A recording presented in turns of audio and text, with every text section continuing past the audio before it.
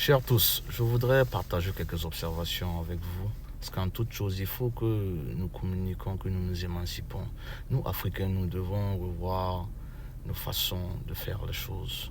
Nous devons reformer nos mentalités. Nous devons promouvoir l'africanité, l'esprit panafricain. C'est cela qui doit primer.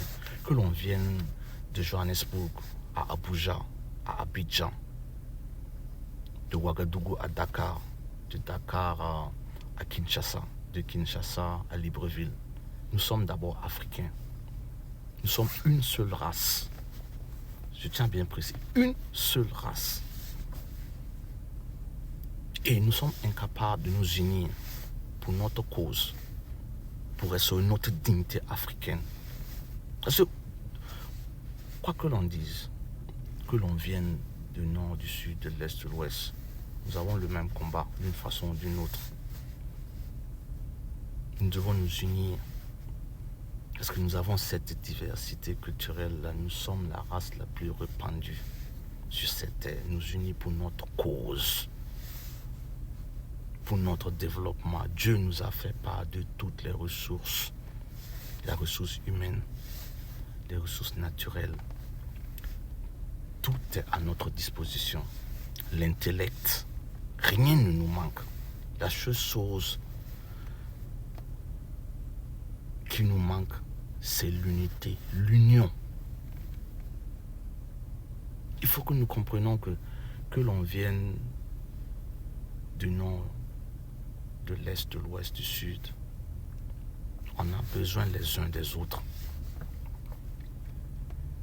Si parce que sur X, il y a une infrastructure immobilière ou une acquisition, ou je ne sais pas, une prouesse, une réalisation, mais cette réalisation-là ne va pas profiter seulement aux habitants de cet environnement-là, mais à tous.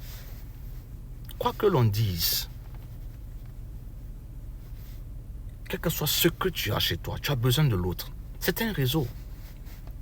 Et l'autre aussi a besoin de ce que tu as chez toi. C'est ainsi la vie est faite.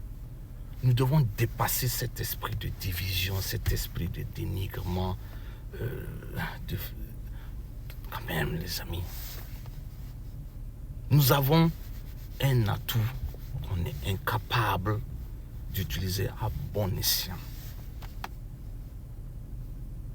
Nous sommes une seule race et la plus répandue sur la terre avec toutes les capacités pour être les numéro 1. Nous sommes 54 États africains. Comment ça se fait?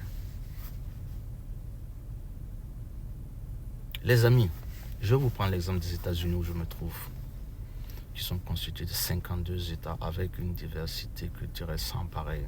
Vous trouverez un Américain asiatique ici, un Américain hispanique, un Américain noir, un Américain européen, avec, c'est-à-dire, vous trouverez toutes les races ici. Mais ils ont su mettre en avant l'esprit américain. C'est cela qui prime. Que tu sois de n'importe quelle race, tu viens de n'importe quelle couleur, c'est l'Amérique d'abord. Que tu viennes de New York, de New Jersey, de Texas, de Maryland, de la Floride, de North Carolina, de je ne sais où. C'est l'Amérique d'abord. La preuve, lors de les élections dernièrement, les Américains se sont levés en un. Comme je l'ai dit dans ma vidéo précédente, pour reprendre le contrôle de la nation. Les États-Unis d'abord, ils ont su bâtir leur pays autour d'un seul esprit, d'une seule constitution forte, malgré les divergences, les différentes législations entre les États. Ils ont su dépasser cela, ils ont mis en place une seule institution, une seule constitution, une seule monnaie, un seul système. C'est fort cela, c'est cet état d'esprit-là qui nous manque. Et en plus de cela, avec toute cette diversité-là, eux ne sont pas, c'est pas une seule race, hein, c'est plusieurs races qui se sont retournées ici, qui sont retrouvées ici, et qui ont bâti cela. Quand même. Et ces infrastructures immobilières, ces sociétés de consommation, écoutez, ici c'est la norme. Ça a été fait pour améliorer les conditions de vie, pour faciliter la vie des uns et des autres. Tu ne verras pas un Américain vivant à New York fustiger, dénigrer un Américain de la Floride ou du Texas ou du Nevada. Non. Les États-Unis d'abord, l'Amérique d'abord. À quand les Africains comprendront l'Afrique d'abord? Suivez le regard des Émirats arabes unis, les États-Unis d'Amérique. Qu'est-ce qu'il y a en commun? Unis. Aujourd'hui, les Émirats arabes sont la première destination mondiale des investisseurs et de tout le monde. Tout le monde veut y aller. Ils ont bâti la plus grande tour au monde, le Burj Khalifa, 163 floors. Ce n'est pas le fruit du hasard, c'est l'union. Les États-Unis aujourd'hui se sont imposés. Toutes les transactions se font en dollars. Ce n'est pas le fruit du hasard, c'est le fruit de la pensée de mettre en place un système fort, s'imposer. Toutes les transactions passent par New York, où que tu sois, c'est en dollars. Tout se passe en dollars. Je disais lors de les élections en novembre que l'avenir du monde repose sur 538 personnes. Quelqu'un m'a demandé, mais pourquoi? Je lui ai expliqué, mais attends. C'est ici que tout se décide. Comment le monde doit fonctionner se décide ici. Parce qu'ils ont bâti cela. Ce n'est pas le fruit du hasard. Ils ont imposé ça. Et nous également, nous devons imposer cela. Les Émirats arabes unis, ils ont imposé également. Ce n'est pas le fruit du hasard. C'est un état d'esprit.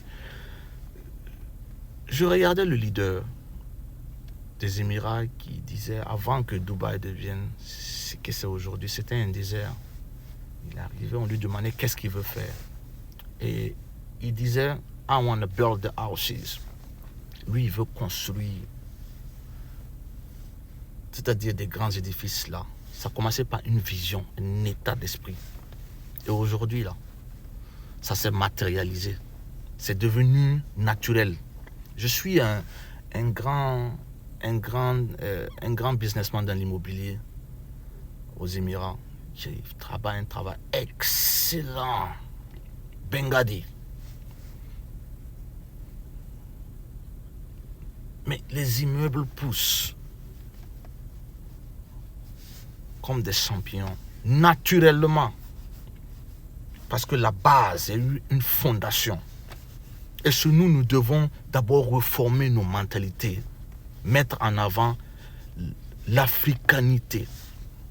Et la racine de l'unité africaine, chers amis, se trouve dans l'AES.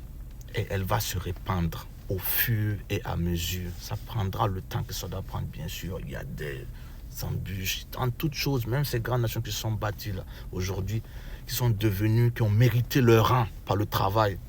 Ça n'a pas été facile. Il y a eu des situations difficiles, mais ils ont su surmonter cela. Et nous, nous devons également surmonter les difficultés, reformer nos mentalités. Nous avons des atouts que les autres n'ont pas, à tel point qu'ils viennent chez nous, parce que nous sommes préoccupés à nous dénigrer, à nous diviser, à nous dire que X vaut mieux que l'autre, Y n'a pas ça, chez l'autre là, il n'y a pas ça, chez lui, il n'y a pas ça. Pendant qu'ils ont compris que, ok, ces gens-là, ils sont toujours à ce niveau, il n'y a pas de souci. Nous allons, pendant qu'ils sont en train de se disputer, une seule race est en train de se disputer, nous allons voir comment on peut s'acquérir de ce que le bon Dieu leur a fait par naturellement et aller construire chez nous. Tout ce qu'ils viennent faire, c'est pas pour nous, hein. C'est pour eux, c'est pour leurs intérêts. Chers Africains, réveillons-nous. Bonne nuit, dans la paix de Dieu.